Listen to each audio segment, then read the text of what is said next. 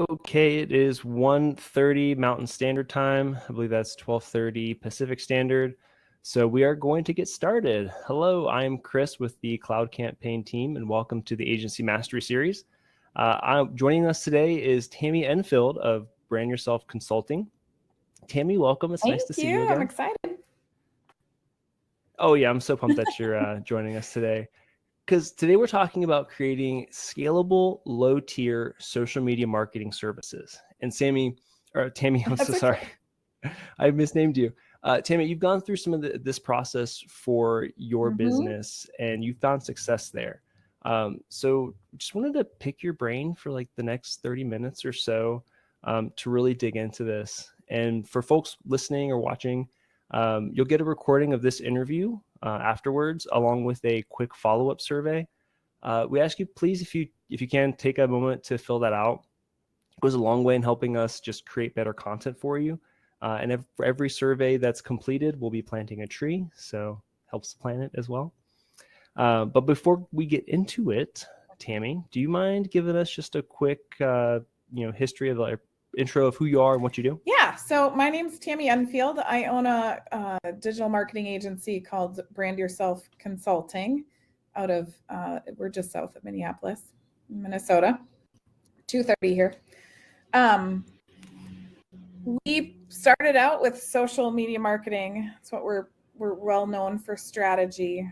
We've found out quickly 10 years ago that we needed to be into websites, and we also needed to be into visual brand as well. So we partnered with some really great people, and we offer now a full suite of digital services for businesses of all sizes.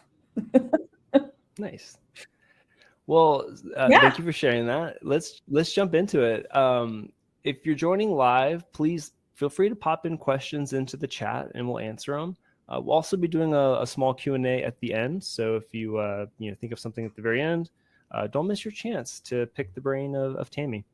All right. So are you ready for it to be pelted with? I hope so. Series of questions? I hope so. I'll do my best. All right. Series of questions in front of strangers. Yep. 3, 2, 1, go. I am curious, just with anybody that comes on this show, they've been, a marketer, they've been an entrepreneur, a business owner. So it's really fun to get everyone's unique perspectives of, like why they're doing what they're doing. So let's start with like, why did you start looking to offer some of these lower tier services and like rolling that into your business? So it really came about, like I said, 10 years ago when I started the business. I was working with really small businesses because I was new and nobody really trusted me to do what I wanted to do yet. So small businesses working with social media strategy. And as I grew Brand Yourself, I obviously grew the retainer fees as well. And during the pandemic, I realized that I had outpriced myself from those that I really wanted to serve, which is the small businesses, the small entrepreneurs. So I started to dig around and look for opportunities on how I could bring in some of those customers while still being profitable. So how can I still serve the small business, the solopreneurs, the solo marketers, and still make money?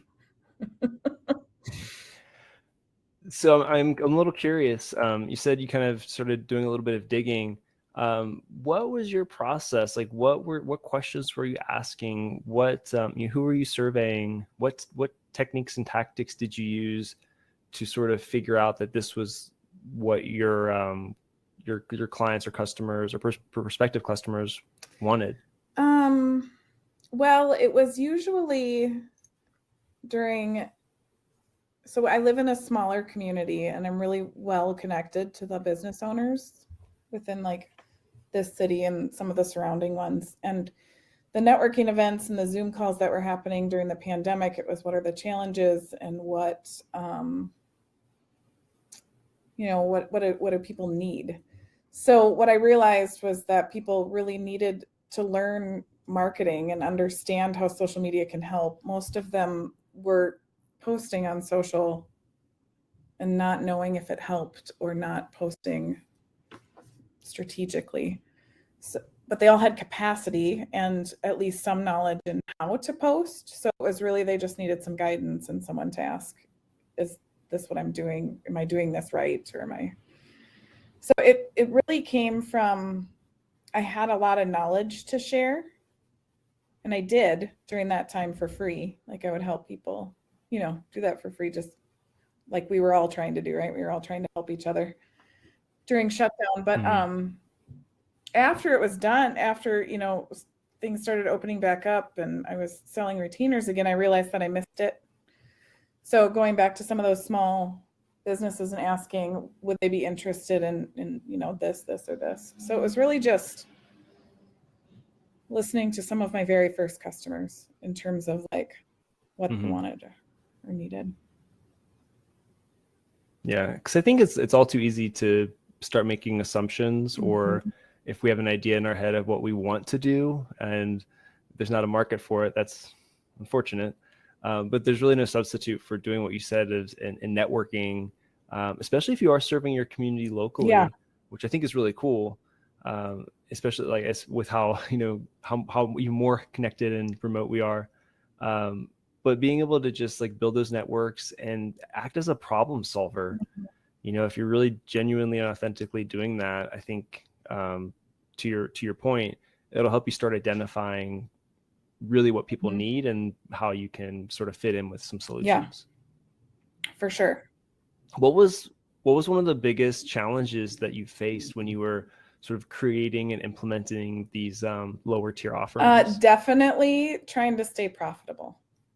How much of my time and my team's time were we giving away? You know, I was up to charging about $350 an hour for consulting, and that's just not feasible for small business. So how do we, you know, not give one-on-one attention all the time, but still provide value?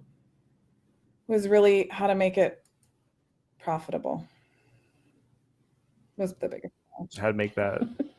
Yeah, because there is sort of that level of education, training, maybe onboarding might be the best term for it, that you have to do. And that's, you know, clearly that if you're doing it low cost at scale, your one-on-one time is not, that's not your best use of it. So actually, Michael asked a very relevant question. We'll get to some of the other questions as well. What suggestion would you give then for onboarding SMM clients? We have some forms. We use HubSpot as our CRM, and we build forms out in there that will automatically populate with Zapier some of the information we need to invite people to Cloud Campaign.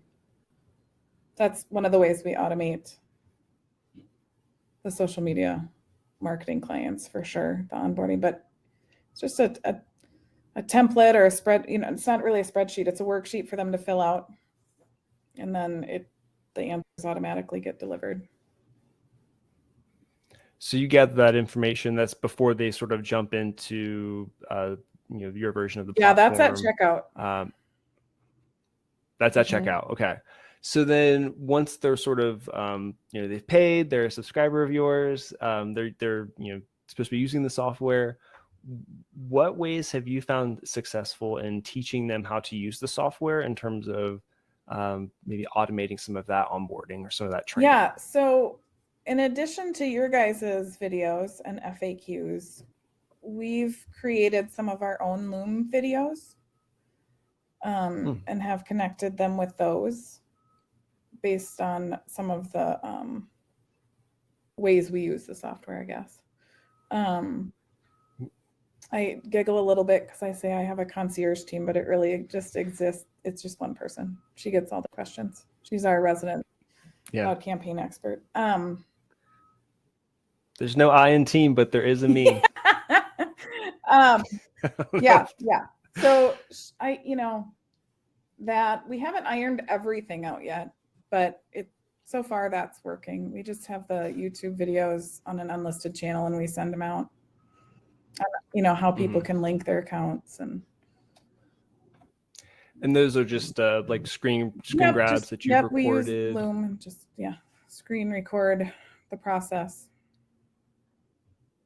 Cool. So what I'm hearing is during that upfront, there's that collection piece of information that you might need to help the customer, and then sort of post purchase, that follow up of training that's automated, delivering what they need in terms of resources, tutorials, etc. We also will host we call them study halls instead of office hours. So I like that. That's people fun. Can come in during study halls and get help. Marketing. Yeah. That's great. Michael, did we answer your question with that? Is there anything else you would want to sort of drill into a little further there? That was a great question. Give Michael a chance to respond. Put him on the spot. Yes. All right. Good. Cool. So we talked about sort of you automated those onboarding pieces. This kind of segues nicely into my next question for you. What other aspects of this sort of low tier concept did you automate, if anything? We're trying to set up an automation. We haven't completed it yet, but some of our clients pay for we have a couple different tiers of how they can engage with us and the software. One of them being offering some like 90-day action plans, which means that we need to review the reports. So going into their platforms and having that email go out to us so that we know when it's due, and some of that we're still working on, but that's one of the ways we're going to automate that process so that we can review the report and give recommendations. Nice. So it sounds like you've got like is that like an add-on service? Like they've kind of got this baseline, then they can add this on. That triggers a report, and then you can dazzle them with create a plan for dazzle them with my quick wit and creativity for their strategy. Heck yeah. No, that's fantastic, because then it gives you an opportunity. Even if you are doing this at scale, you still have these opportunities for upsells in ways. And you're using Cloud Campaign as part of your software stack, and that's just like an extra way that you can monetize something sort of within your own tool set that doesn't cost you anything extra to do. Like it doesn't cost you extra, you personally, the business owner, any extra to do this. You're just able to sort of monetize some of the features. Adding really value to, and like I said, the most common issue that I ran into is people were like, I know how to post. I do post, but I don't know if I'm doing it right. I don't know if it's working. I don't know, so it's kind of some of that. Well, you can have eyes on it every month. Let us use our software. We'll get to see what your results are and how it's measuring, and we can give you some ideas based on that. So. And can I ask, sort of when somebody jumps into this, 90-day action plan, product offering, service offering, how much time are you spending? You analyze the reports and you're kind of trying to deduce and create some strategy from that. How much time does that cost you in the long run? Not much, because we're usually looking for the same things. We're looking at what types of posts perform best. We're using information on if it's growing based on the goals that they give us on onboarding. Like the goals that they want is going to be, brand awareness, or if it's selling more, if it's more clicks to the website. Like we have to take into consideration what KPIs we're looking at, but we're always generally looking for the same thing. People want leads to their website and brand awareness. So then this is the type of post that's doing well. This is the type of content. Here's a couple tips on how to write better posts. Maybe go grab these assets. Like it literally will take us 10 minutes. Me, 10 minutes. I'm putting together SOPs so that my team can do it once it blows up. Yeah, right. But that sounds like a very scalable way to, people are on this sort of self-serve track, and they're, for the most part, like doing their own thing. They're cruising along. But they just like, I'm not really getting the, the performance or the engagement or the leads that I'm, am expecting. Tami and Co, or can you lend me a hand and get some of that just like guiding hand. I think that's just a great way to sort of really like still be able to apply your expertise, but in a much more sustainable way that doesn't also like fry you out or your team. Right. And that's what I enjoy doing the most. So that's the other, going back to your question about like the lower tier services, what I love doing the most is the brainstorming and the strategy. I'm really good at it. Mm-hmm. So I love doing it. And this allows me to do more of that and still be able to make some money. Yeah. Nice. Laura just asked if you would send this report to them, or are you guiding them through this data like while on a call or something? For the 90-day action plans, we're sending an email once a month, and then they get 1 hour strategy call every quarter. So we're spending 1 hour on the phone with them every 3 months. And then email the rest. Like we do have a private Facebook group, and we have a Slack community, or not Slack. Yes, Slack community. That, depending upon what level of client they are, they get access to. Cool. Do you feel comfortable sharing the price point for your 90-day action plan? Yeah, service? We do $150 a month. So it's a subscription plan. They're on this plan, and they're getting this on a continual basis. And that gives them access to Cloud Campaign and the 90-day action plans. Nice. We started kind of diving into this a little bit, but when you sort of talked about ensuring that you're delivering value, and so this 90-day action plan is one way to sort of inject more value into the service.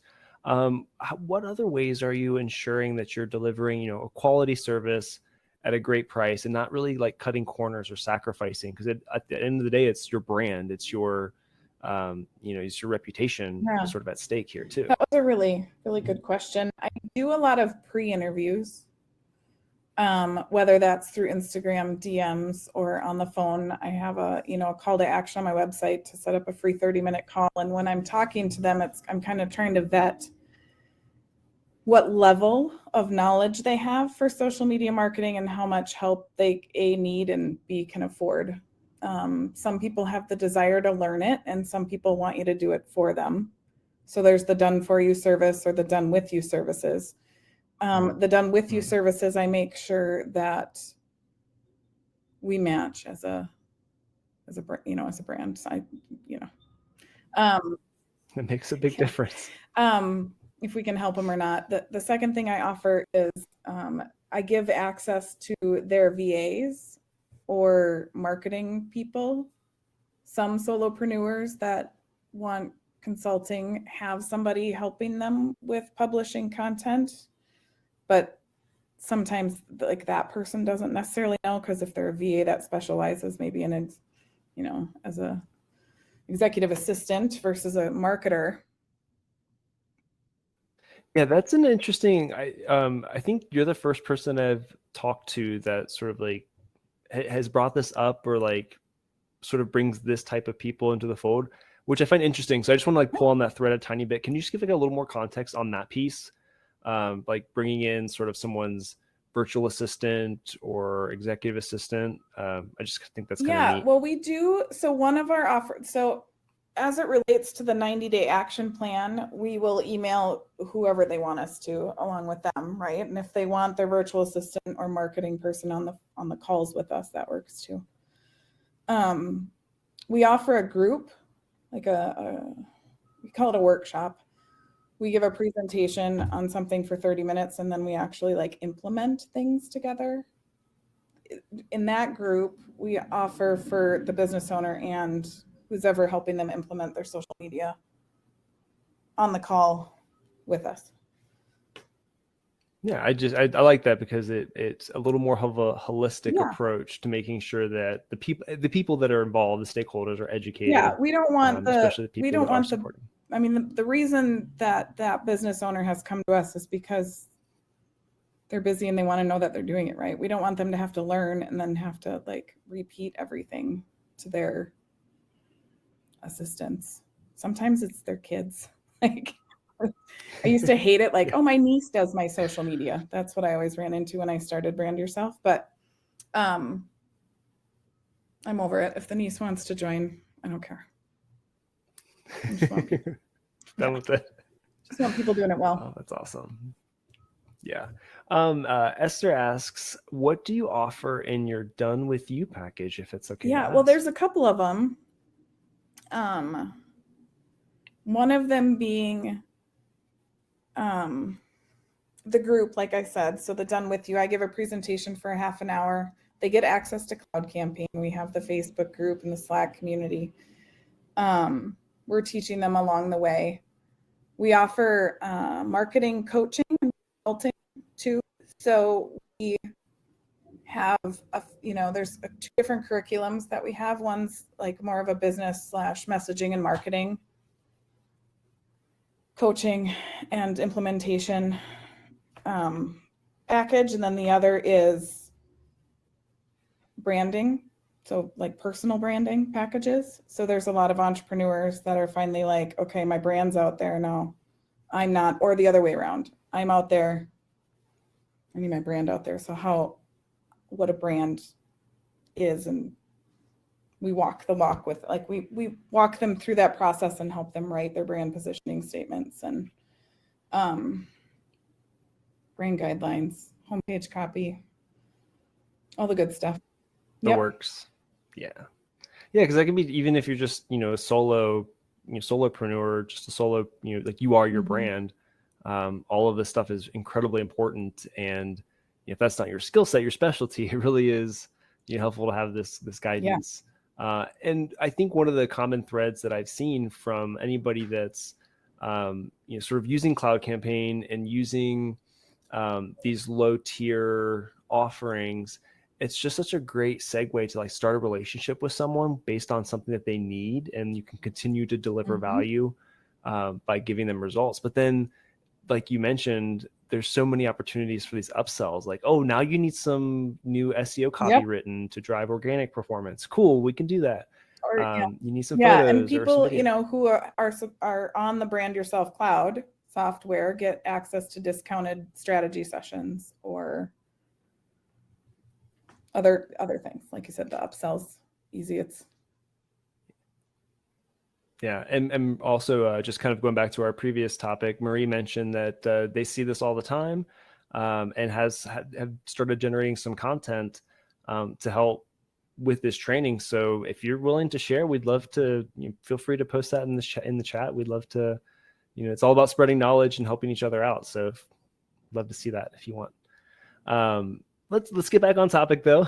I'd love to know how you enable self-serve clients that in a way that doesn't make you want to pull your hair out. Like how are you sort of like, what's your day-to-day look like when you're managing, clients sort of at a broader scale like this?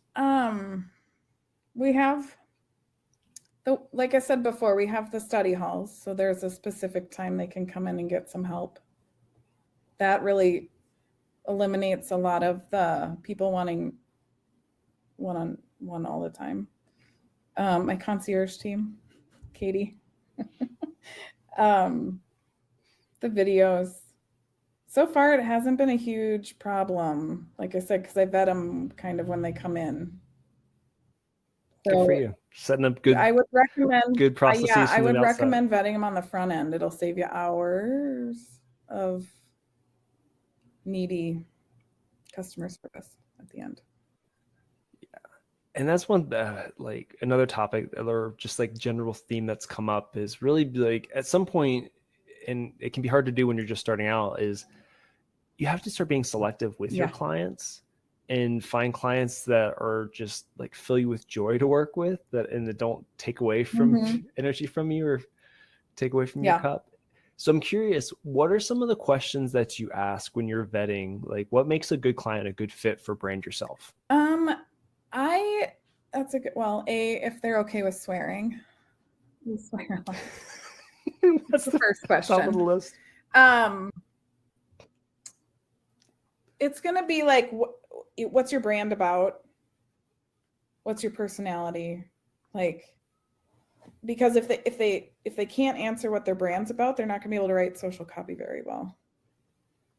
So it's kind of, what problems do you solve for your clients? What Where are you at with your business? You can read energy. I can read energy pretty well. I don't know if everybody can, but on a Zoom call, it's harder. But in person, I can read energy pretty well to see if they're going to be a good fit. Yeah. Yeah. And sometimes it's just one of those things too. You just have to have a conversation and be able to feel them out a little bit. Yeah. I recommend that versus just letting people sign up. Yeah. Having some kind of filter. Yeah. You guys, I mean, I'm sure we've all at some point. Maybe I should reverse this question. Maybe you could tell us how to handle needy clients. Oh, yes, you can have whatever you want. Well, it's a balance because some of those, you want to make sure that your clients and customers are happy, and you want to do everything that you can. But there's also a certain point where that value exchange becomes a little one-sided. And you start having to make a call to like, is this the best solution for everybody? And in some cases it's not. And that can be a hard conversation to have. And it can be hard to turn away business, that way. But, in the long run, it's definitely worth it. I did want to open it up to Q&A. We did have some questions that we didn't answer mid-conversation in the chat. So I'm going to scroll up through those and grab those first. But while I do that, if you want to formulate your questions and pop them in the chat, we will take them on. Let's see.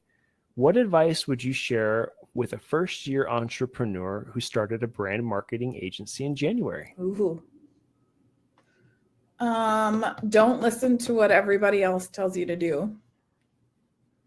The gurus are going to tell you to go after big contracts. And like the higher level, or the more you're getting paid, the more successful you are. And that's not true, because you can scale services at a lower tier successfully. So make sure you're doing what you want to do, and make sure that you really understand the problem you solve. That can be a big one. Because there's a ton of problems as marketers we solve. But what is like the one that you're best at? Like, is it how to get engagement? Is it how to grow a website? It's like, just nail down a few of your main problems that you solve. Yeah, it can't be all of them. That's not going to work. I like that. And also, like, especially just being out in your community and meeting people and networking, you meet so many amazing local business owners that need help. And I don't know, I always find it rewarding to be able to help people, like businesses in my community, grow and just, find people that will love them too. So like, I agree. I really that resonates with me, like not looking for like these huge, massive contracts, but like go out in your community, like, especially if you're passionate around a certain cause or a certain, type of community, helping that's another great way to find your niche, which I think is, if you're a smaller or boutique agency, that's, where you need to be anyways. Agreed. Hopefully we answered your question there, Essence. Saffron had a question. Any tips for translating the client brief to the outsourced providers beyond the intake forms? Might need more context around that. Let's see. I'm going to try and decipher it myself. Any tips so the client brief? So maybe like beyond just the what you get from those intake forms. Maybe Saffron can chime in because I don't want to butcher her question. Thank you, Saffron. She's gonna help us out with that. Let me just scroll back up again. Esther, this isn't so much a question, but you did say that you had a problem just not getting a whole lot of results with posting every day. If you have any questions around that, feel free to pop those in. Or Tami, jump in. If you see, are there any like broad strokes that you use for social media to help with engagement? We lead with, so if we're talking about like how to structure a post, we look at literally 5 different things. We look at the pillar, like your content pillar. We look at the marketing objective. We look at where the buyer's at in their journey. we look at the post type and then the context of the post. So taking into consideration all that and making sure that there's empathy in there. Empathy, yes. Putting all those together, like that whole little equation, leading with empathy and connection, you'll get engagement. Yeah, and it can be tough when you're really trying to just fill up a calendar, which is, a trap that I think when you're managing a lot of social media, it can be an easy trap to fall into, just trying to like check boxes and get all this stuff out. But, and we actually, this is something that popped up in the agency report we did, which you can find on our website. The top 7% of agencies that are using Cloud Campaign, they're posting, I think, like something like 30% less, but getting more engagement. I was just gonna say, I'd look at why you're posting every day too, because you might be, if the algorithm sees that nobody's engaging with your post, they're gonna show it to less and less people. So you might be doing yourself a disservice by posting more.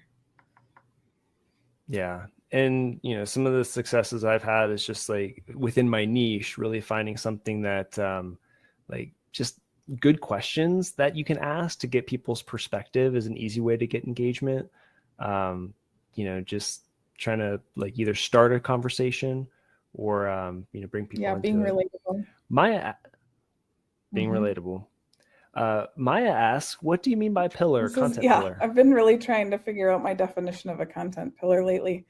Usually there's the same 4 pillars. Every post will fall under either a brand story. So who brand yourself is as a brand, the teams, the people, our clients, testimonials, behind the scenes stuff, like that's your brand story pillar. So if you take like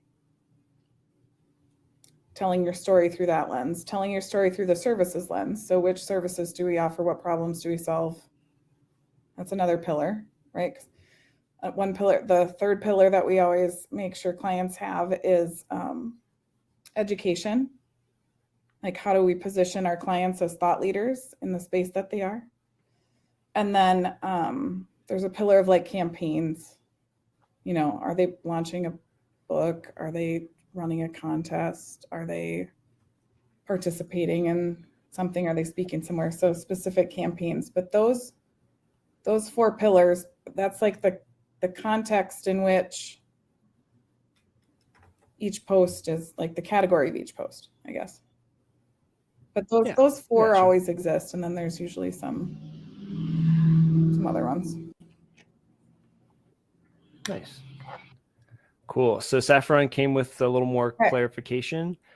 Using Cloud Campaign to serve clients, where she accounts manages them, and getting to do their posts in-house for a month, getting to know their needs, but then outsourcing it to other content production agencies. Okay, yes. Then you start to lose the quality. And is that just part of the brief, or is that indicative of using an outsourcing service?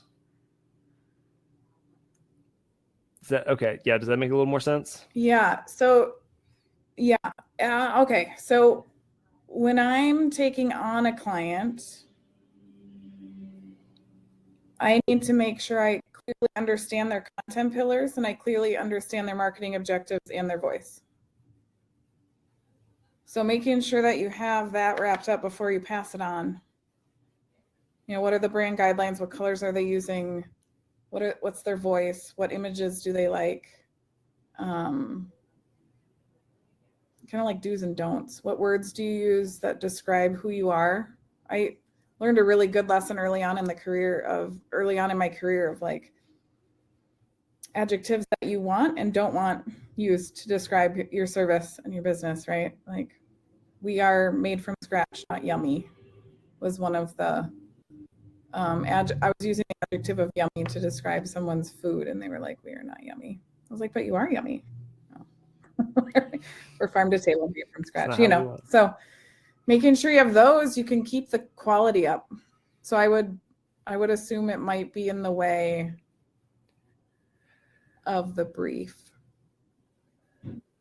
Yeah. Is that a good answer, Saffron? I don't know. Like, I think you got to be more clear on the do's and don'ts when you're outsourcing. Yeah. And I do believe that there's going to be some elements just lost in translation when there's adding one more step in the Yep. chain. But yeah, I think what you said is spot on. Just mitigating that through more robust briefing. I mean, if you're working with a client, getting their brand guidelines and tone and style guides if they have it. If not, fantastic opportunity for an upsell. Create that for them. But hopefully we answered your question there, Saffron. We'll give a few more minutes for more questions. Laura, how many employees? Soon to have 3 full-time employees, 4 if I include myself. And then I have 3 contractors and a virtual assistant. So we're growing. It's going well. How do you determine when you're like ready to bring on that next team member? When I'm to be honest, I think I've pinpointed it to when I'm getting too many questions because we're moving too fast with clients. So if the team is overwhelmed and I'm getting too many questions, or I'm having to take on more and more projects because we're at capacity. My next hire is going to take over a lot of what I do so that I can work on some fun other things. The things you want to work on. Nice. Well, I hope that you're able to get all of that squared away, and then you can focus on those things that matter to you. I think we'll go ahead and close off Q&A there. That'll be it for this month's Agency Mastery Series. Before we depart, Tami, do you have any pluggables? Where can people find you if they want to connect or talk to you more? Yeah, I'm on Instagram at Tami Enfield, Tami. Enfield is my personal account. We're brand_yourself for the agency account. LinkedIn, Tami at Brand Yourself Consulting. Perfect. Text me, whatever. And we'll, send a message. I know Tami would love to hear from you all. Yes, I would like to know. I'd like to know if anybody takes any of these ideas and wants to implement them too. Well, there were some fantastic nuggets today. Yeah. So we'll be, pulling out the major points we talked about into a blog post. We'll be sending out a recap as well with the recap video for this. It took me a little while to figure out that 90-day action plan. It's going well. So people should take that one. Yeah, that's a great one. And if anyone's looking for social media management software that can help scale your agency, head over to cloudcampaign.com and hop on a free trial, schedule a demo with our team, and learn how to put what we talked about today into practice. So with that, I think we will wrap up, and we'll catch you all next month. Yay, thanks for having me. Thanks so much, Tami. Bye.